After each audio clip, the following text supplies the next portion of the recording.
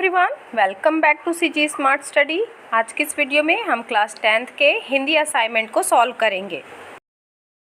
Number 1 है हमारा, अन्य बच्चों की माँ बुआएं तथा दादी नानी उन्हें घिसा से दूर रहने की हिदायत क्यों देती थी? आज के संदर्भ में क्या ऐसा व्यवहार करना उचित है? तो इसका उत्तर होगा, अन्य बच्चों की माँ बुआएं तथा दादी नानी अपने बच्चों को घिसा से दूर रहने की हिदायत इसलिए देती थी क्योंकि घिसा के जन्म से पहले ही उसके पिता की मृत्यु हो चुकी थी।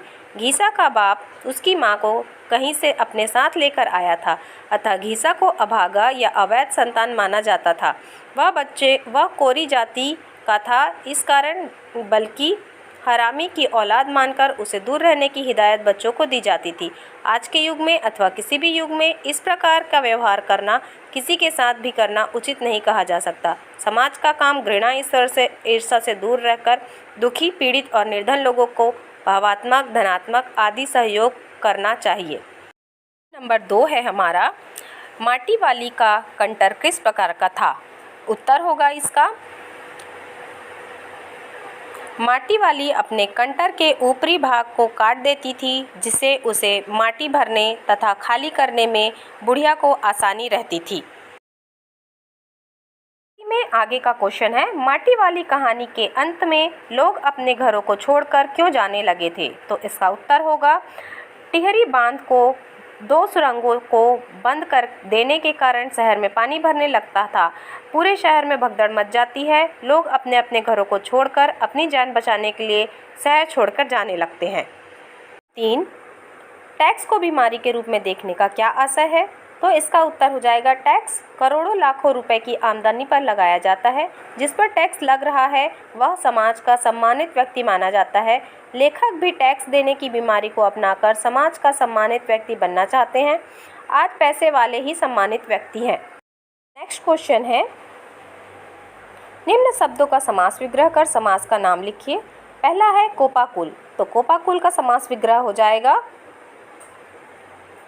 कोप से व्याकुल और इसका समास हो जाएगा तत्पुरुष समास। दूसरा है गूढ़ प्रश्न, गूढ़ है प्रश्न जिसमें अव्ययी भाव समास होगा।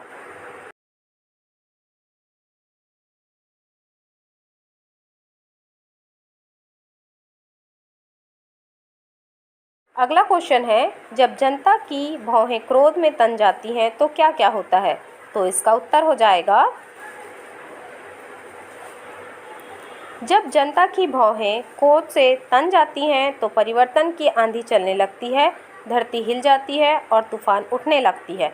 इसके बाद इसी का ब है, जनता की सहनशीलता के कवि दिनकर जी के क्या क्या उदाहरण दिए हैं? उत्तर, जनता की सहनशीलता के उदाहरण देते हुए कवि कहते हैं कि वह मिट्टी की तरह अबोध होता है, चाहे जितना भी पीड़ा सहनी पड़े मुंह नहीं खोलेगी, सब कुछ चुपचाप सहन कर लेगी। आ जाता है हमारा अगला क्वेश्चन, जिसमें हमें अपठित गद्यांश को पढ़ के नीचे दिए हुए क्वेश्चन का आंसर लिखना है। तो इसके लिए हमें इसका जो क्वेश्चन है उसका उत्तर हम आपको बता देते हैं। का आंसर हो जाएगा, आज तक किसी भाग्यवादी ने समाज के कोई महान कार्य नहीं किया है। वे सिर्फ अपने भाग्य के भरोसे बैठे होते हैं, इसलिए इस प्रकार के लोग समाज के प्रति बाधक होते हैं। क्वेश्चन नंबर 2 का आंसर है,